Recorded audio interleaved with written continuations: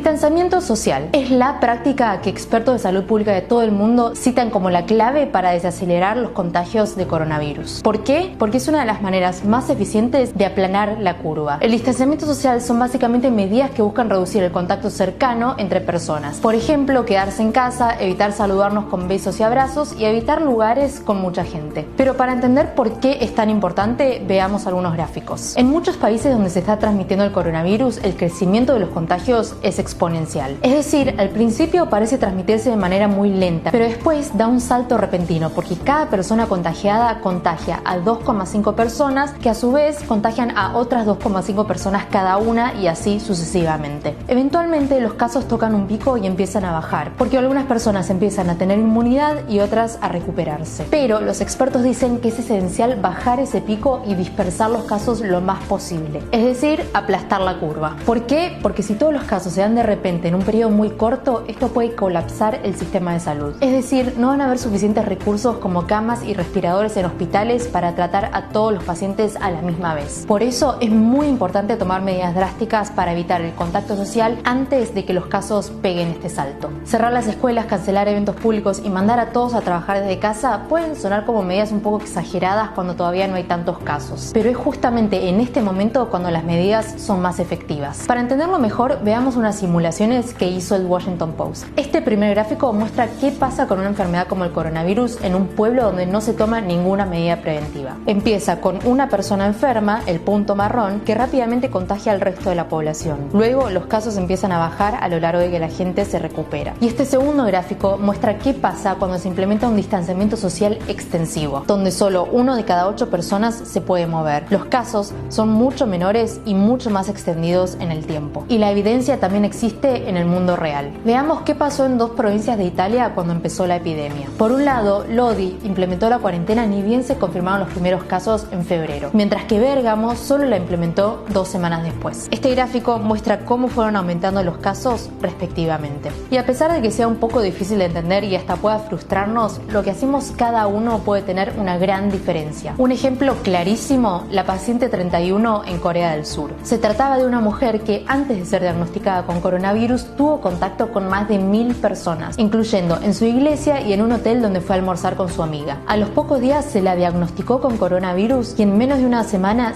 cientos de otras personas fueron diagnosticadas con coronavirus, muchas con relación a la iglesia de la paciente. La lección: no seas el o la paciente 31. El distanciamiento social no es solamente para cuidarte a vos, sino para cuidarnos a todos. Recordemos que la actitud de una persona puede detener la cadena de contagios. Y para quienes estén en cuarentena, gracias por cuidarnos a todos.